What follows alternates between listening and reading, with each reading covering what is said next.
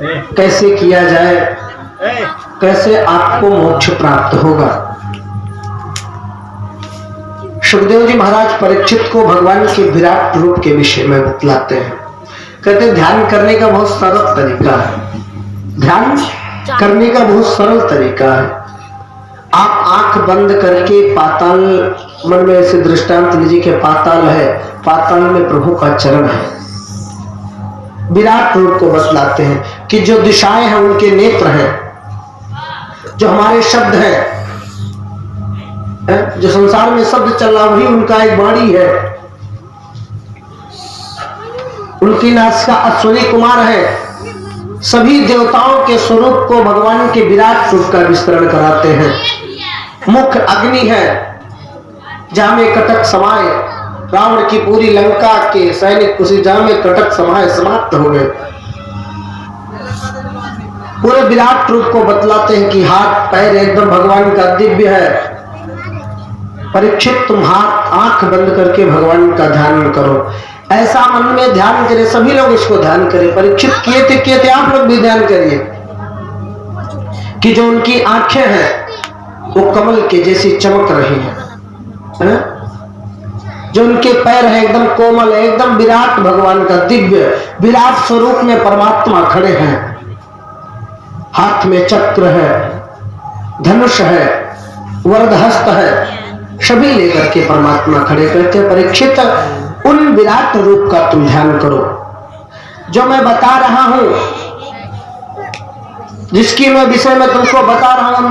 भगवान के विराट रूप का जब तुम स्मरण करोगे ना तो तुम्हारा मन स्थायी होगा, रुकेगा। जैसे किसी चीज का ध्यान करना है, ध्यान की प्रक्रिया, ये मोबाइल है सामने तो मन में लेकर मोबाइल मेरे सामने है, मोबाइल मेरे सामने है, जब उसको सोचते रहेंगे ना तो धीरे धीरे धीरे धीरे आपका ध्यान फिर मोबाइल पर ही रहेगा, इधर उधर जाने वाला नहीं है।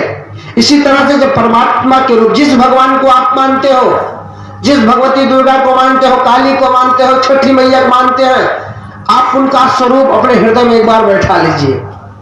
उसके बाद में उसी का चिंतन करिए। आपका मन अगर इधर उधर भटके तो फिर उसी पे ले आइए घुमा करके। सुखदेव जी महाराज परीक्षित को बताते हैं जिस विराट रूप को मैं तुमको बताया दर्शाया उसी का ध्यान करो। और ये पूरी सृष्टि उसी विराट रूप में मिला हुआ है। भगवान के रोम रोम जैसे बड़े बड़े यहाँ वृक्ष दिख रहे हैं, बड़े बड़े पर्वत दिख रहे हैं, भगवान के रोम हैं, रोए हुए हैं। जो हमारे शरीर में जैसे रोते परमात्मा के रोए, बड़े बड़े पर्वत, बड़े बड़े पहाड़, ये भगवान के रोम है। ऐसा मन में ध्यान करोगे तो परमात्मा से तुम्हारा मन इधर उधर नहीं होगा। और उन्हीं परमात्मा का ही स्वरूप है, संसार में अतिरिक्त कुछ नहीं है। हरि व्यापक सर्वत्र समान, जो परमात्मा सभी जगह में व्याप्त। ईशावास्य उपनिषद में लिखा हुआ है कि सृष्टि में जितनी भी जगह आपको खाली दिख रही है ना, ये कोई खाली नहीं है, ये परमात्मा का स्वरूप है। हमारा हम आप एक में जुड़े हैं, हम आप एक में जुड़े हैं, लेकिन परमात्मा की माया से हम लोग आपस में अलग दिखते हैं। कोई जगह खाली नहीं है, ये बात मांडुक्य उपनिषद भी कहता है, कोई जगह अतिरिक्त नहीं है। लेकिन परमात्मा की माया में हम अलग दिखते हैं और कोई जगह नहीं खाली, हर व्यापक परमात्मा के अंश है तो परमात्मा व्याप्त है, उसी में हम लोग भी। महाराज परीक्षित को बहुत समझाते हैं सुखदेव जी महाराज। और जब आप इस रूप का ध्यान करोगे, इस रूप का चिंतन करोगे परीक्षित, तो तुमको परम सुख प्राप्त होगा। सुख नहीं, परम सुख प्राप्त होगा। सुख तो जो संसार की में प्राप्त हो यह सुख है, लेकिन जो परमात्मा में प्राप्त हो परम सुख है। सुख दो होते हैं, एक सांसर्गिक, एक लौकिक, पारलौकिक।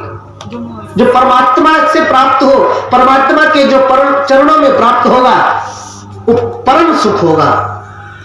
क्योंकि सुख का उल्टा दुख होता है कि नहीं होता, विलोम सुख का दुख होता है, लेकिन परम सुख का परम दुख नहीं हो सकता, सुख का दुख है होगा, परम सुख प्राप्त होगा जब उस रूप का तुम ध्यान करोगे। और उससे बढ़कर के कुछ नहीं है, उस रूप का तुम ध्यान करो परीक्षित। उस विराट रूप का जो मैं बताया हूं उसका चिंतन करो, उसके चरणों में ध्यान करो। और जब आप ध्यान करोगे तो आपके परमात्मा के चरणों में अनुराग होगा, और जब आपको अनुराग होगा तो परमात्मा से आप जुड़ेंगे। आप ध्यान करिए, भगवान के नाम को सुनिए, भगवान के चरित्र को सुनो परीक्षित। कोई भी संसार का प्राणी हो, अगर मोक्ष के लिए जाता है, मोक्ष किसी दुकान पे मिलने वाली वस्तु नहीं है। मोक्ष अगर उसको मिलेगा, अगर सुख मिलेगा तो परमात्मा के चरणों में ही मिलेगा। जब परमात्मा में जुड़ेगा तभी उसको प्राप्त होगा। जब भगवान की कथा में जाएगा, कुछ लोग आते हैं कहते भगवान की कथा सुन के बड़ा सुख मिलता। यहाँ तो नहीं कोई ऐसा है, लेकिन अन्य लोग कथा बड़ी बड़ी कथा करते हैं। यहाँ तो आपस में प्रेम में राम कुमार जी के और लल्लन जी के हमने कथा कर डाली है? नहीं तो मैं तो संयोजक था कार्यक्रम का, मैं तो आया था यहाँ मांग मांग के कथा कराने। हम सोचे हम तो छोटे वक्ता हैं, बड़े वक्ताओं को लाकर राजवाड़ा में कथा श्रवण कराई जाए। लेकिन राजवाड़ा का ये प्रेम था, राजवाड़ा के लोगों का ये स्नेह था कि मुझसे भी कथा करा लिए, और जो आएंगे तो कथा करेंगे ही करेंगे। मैं भी कथा कर दिया।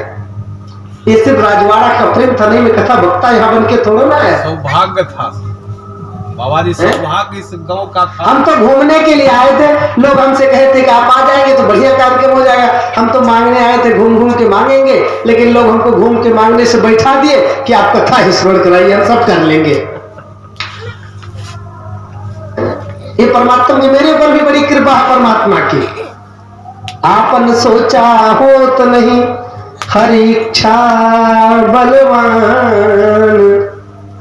अपना सोचा कुछ नहीं होता, परमात्मा की इच्छा रही हम लोग कथा को श्रवण कर रहे हैं। और भगवान की कथा परीक्षित को कहते हैं, सुखदेव जी महाराज की परीक्षित, जब तुम्हारा मन भगवान के चरणों में लग जाएगा, भगवान की कथा में लग जाएगा, और भगवान के चरित्र को जब तू श्रवण करोगे तो तुम्हारा मन जब इधर उधर कहीं नहीं भटकेगा तो परमात्मा तुमको अवश्य प्राप्त कर लेगा। लेकिन तुम स्थिर हो, पहले जित श्वासनो जित स्वानो जित संगो जितेंद्रिया। जब इन सबको जीत लोगे तभी परमात्मा के मार्ग पर चल जाओगे, अन्यथा तुम चलने योग्य नहीं हो। संग तुम्हारा नहीं सही होगा तो कुसंग में तुम चले जाओगे। यहां जब तक बैठे हो कथा में, अच्छी बात समझ में आ रही, परमात्मा में लगा रहना चाहिए। लेकिन यहां जैसे उठेंगे तुरंत से झाड़ देंगे, अपने अपने घर चले जाएंगे कि अब तो कथा खत्म, अब हमारा काम खत्म। भगवान की कथा को हृदय में बैठाने की चीज है। कथा में कितने लोग बैठते हैं ये मायने नहीं रखता। भगवान की कथा कितने लोग सुनने आ रहे हैं, इतना बड़ा गांव है, इतने लोग आ रहे हैं, कथा में बैठने मायने नहीं रखता। कथा किसके अंदर बैठ रही है ये मायने रखता है, कथा कितने लोग के अंदर बैठ रही है। और मेरा तो लक्ष्य है कथा सबके अंदर ना बैठे, सबको ना मोक्ष दे, सबको ना परमात्मा। अगर एक भी इस गांव से, इस कथा से भगवान के चरणों में लग जाएगा तो सोच लेना कथा का फल मिल गया, कथा सुनाने का फल प्राप्त होगा, अगर एक भी हो जाएगा। इसलिए परमात्मा के चरणों में अनुराग हो। सुखदेव जी महाराज कहते हैं, बाबा भी लिखे हैं, अगर जो कथा अपने कानों से नहीं श्रवण करते, जो संसार में आकर के अपने कानों से कथा नहीं श्रवण करते, जही हरि कथा सुनी नहीं काना, श्रवण रंध यही भवन समाना। श्रवण रंध अहि, अहि मतलब सर्प, उसका कान सर्प के बिल के जैसे है जो भगवान की कथा को नहीं श्रवण करता। इसलिए भगवान की कथा नहीं, आपका कान व्यर्थ है। बाबा एक मानस में एक चौपाई और लिखते हैं, बड़े भाव से कहते हैं, जो नहीं करहि राम गुण गाना, जी है सुधा दूर जी है समाना, जी है सुधा दूर जी है समाना। जो भगवान की कथा कभी भगवान का नाम नहीं लेते, उनका जीव चमगादड़ के जैसे भगवान का नाम नहीं लेते, व्यर्थ में।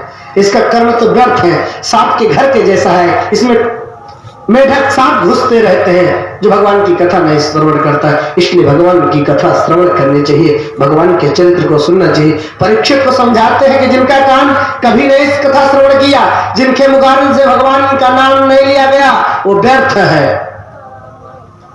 चामुख राम नाम नहीं आवा, तामुख ब्रह्म व्यर्थ बतावा, तामुख ब्रह्म व्यर्थ बतावा। जो भगवान का है, परीक्षित को बहुत तरह तरह से समझाते। देखो, कुमार्ग हो, अगर गलत मार्ग है तो एक बार कहने से व्यक्ति उस लाइन चला जाएगा, लेकिन अच्छा जो सत्य का मार्ग है, परमात्मा का मार्ग इतना कठिन है, इतना कठिन है पूरा सुखदेव जी महाराज परीक्षित को भी बहुत दूर तक समझाते जाएंगे। सिर्फ भगवान के चरणों में अनुराग कैसे होगा, भक्ति कैसे होगा, वही सुनाएंगे।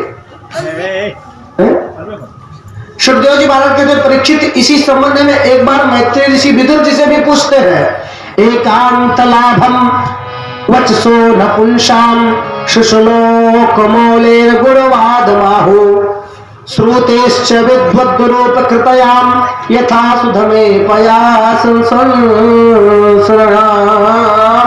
यस्याह देवमतुलं भगवान् अनंत ब्रह्मा हरश्च नहि वक्तु बलम च।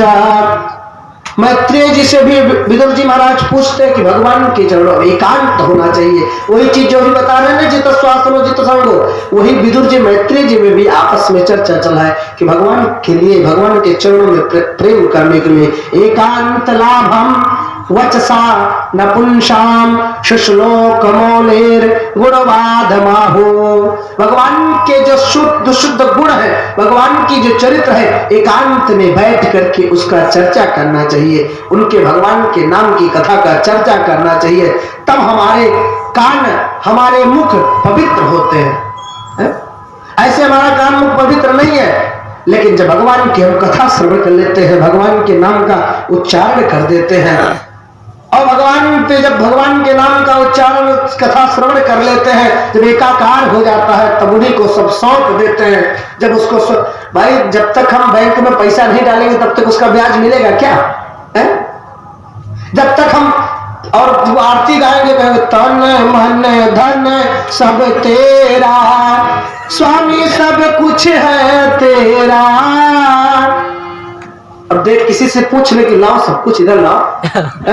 भगवान से कहेंगे, जब आरती करेंगे हफ्ते में, एक महीने में, तब कहेंगे तन मन धन सब तेरा स्वामी, सब कुछ है तेरा, और तेरा तुझको अर्पण क्या